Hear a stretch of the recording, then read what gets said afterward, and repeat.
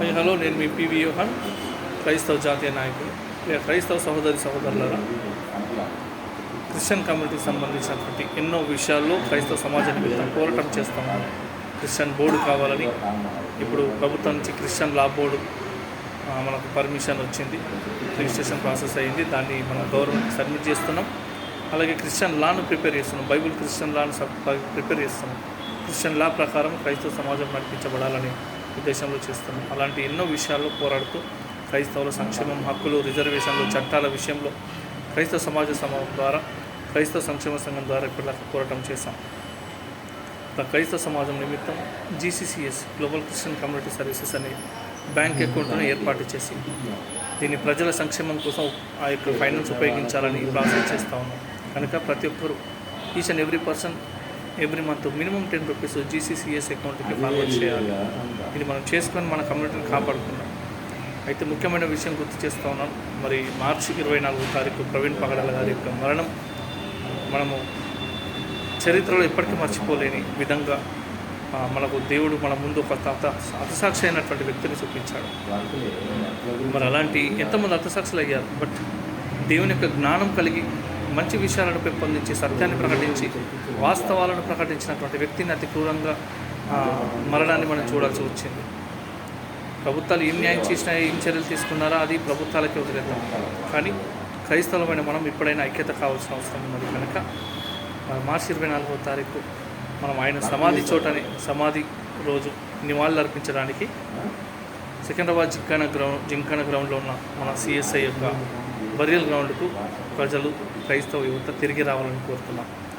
Christians అనే కాదు, cross star వారియర్స్గా మనం రావాలి. శిలువ దగ్గర నక్షత్రం యొక్క పిలుపు మేరకు మనం ఏ విధంగా అయితే క్రీస్తుని బట్టి వెంబడిస్తున్నామో, క్రాస్ స్టార్ వారియర్స్గా మనం ఈరోజు ఆ యొక్క టైటిల్ని ముందు పెట్టి world cross star warriors group ద్వారా పిలుపునిస్తున్నాం.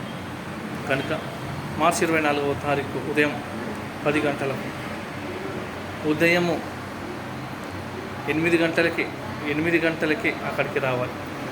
ఉదయం 8 గంటలకు మనం అక్కడ నివాళులు అర్పిస్తాం. అలాగే హతసాక్షుల స్తూపాన్ని, ఫైళ్ళను రిలీజ్ చేస్తాం. హతసాక్షుల స్తూపం కూడా ఏర్పాటు చేసే ప్రణాళికలు ఉన్నాయి. మరి కొన్ని విషయాల్లో మనము ఒక చిన్న శిలువ ప్రతిష్టాపన జరుగుతుంది ఆ రోజు.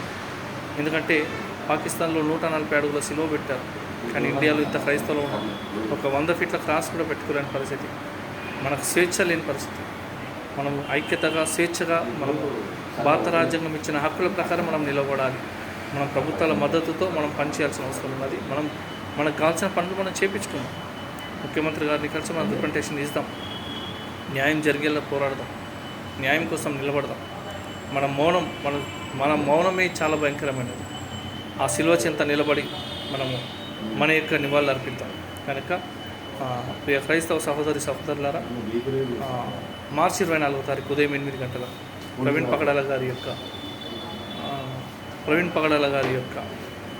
1 ఇయర్ మెమోరియల్ యానివర్సరీ, దానికి ప్రతి ఒక్కరు రావాలి. ప్రతి ఒక్కరు క్యాండిల్ పట్టుకొని రండి. ఇది నిరసన చేసి ధర్నాలు చేయడం కాదు, నివాళులు అర్పించడానికి. వీలైతే పూలను కూడా తీసుకొచ్చుకోవడానికి రండి. అక్కడనే ప్రవీణ్ పగడాల గారి పేరుతోటి మనము ప్రత్యేకంగా ఆయన పేరుతోటి విజ్ఞాన కేంద్రాన్ని ఏర్పాటు చేయాలని, మరియు ప్రవీణ్ పగడాల పేరుతో మైనార్టీ అట్రాసిటీ యాక్ట్ రిలీజ్ చేయాలని, ప్రవీణ్ పగడాల గారి యొక్క పేరు మీద స్టాంపును రిలీజ్ చేయాలని, ప్రవీణ్ పగడాల గారి యొక్క హతసాక్షుల స్తూపాన్ని రిలీజ్ చేస్తూ మనము ఈ యొక్క అతిపెద్ద ప్రణాళికకు మనం ఆ రోజు శ్రీకారం చుడుతున్నాం. క్రాస్ స్టార్ వారియర్స్ అంతా ఏకమవ్వండి. దయచేసి క్రాస్ స్టార్ వారియర్స్ అంతా నిలబడాలని ఈ యొక్క కార్యక్రమాన్ని చేస్తుంది గ్లోబల్ క్రిస్టియన్ లా బోర్డు. ఈ యొక్క కార్యక్రమం చేయబోతుంది. మరి మనం ఒక శాంతియుతమైనటువంటి కార్యక్రమమే కనుక దీనికి ప్రభుత్వ పెద్దలు అందరూ కూడా రావడానికి అవకాశం ఉంటుంది. అందరి ఆధ్వర్యంలో ప్రవీణ్ పగడాల గారి యొక్క కార్యక్రమాన్ని చేస్తూ శిలువ ప్రతిష్టాపన కూడా మరి వీలైతే మనకు సహకారంగా ఉండేలాగా చేసుకుందాం. దేవుని కార్యాన్ని, మరి దేవుని యొక్క ప్రణాళికను మనం ముందుకు తీసుకెళ్దాం. క్రైస్తవులారా, ఇప్పటిదాకా హతసాక్షులు అయినటువంటి ప్రతి ఒక్కరు ఎక్కడైతే చనిపోయారో వారి ప్లేస్లో హతసాక్షుల స్తూపాన్ని ఏర్పాటు చేస్తాం. ఇక నుంచి ఇవన్నీ అండర్ క్రిస్టియన్ లా బోర్డు ప్రకారమే జరిగేటట్టు భారీ ఎత్తున మనం ఐక్యతతో ముందుకెళ్దాం. ఎన్నో ఆర్గనైజేషన్లు ఉన్నాయి, ఎన్నో సంస్థలు ఉన్నాయి, ఎన్నో చర్చలు ఉన్నాయి, కానీ ఐక్యత లేదు. ఈరోజు సంఘ పెద్దలు అని బైబుల్ చెప్తుంది. ప్రకటన గ్రంథం ప్రకారం 24 మంది పెద్దల గురించి ప్రకటిస్తుంది. ఈరోజు ఆ 24 మంది పెద్దలను మనం ప్రభుత్వానికి రిప్రజెంట్ చేస్తున్నాం. వాళ్ళే క్రిస్టియన్ లా బోర్డు ప్రకారం. అయితే మనకు గ్లోబల్ లెవెల్లో ఈ లా బోర్డు పర్మిషన్ టైటిల్ రిజిస్ట్రేషన్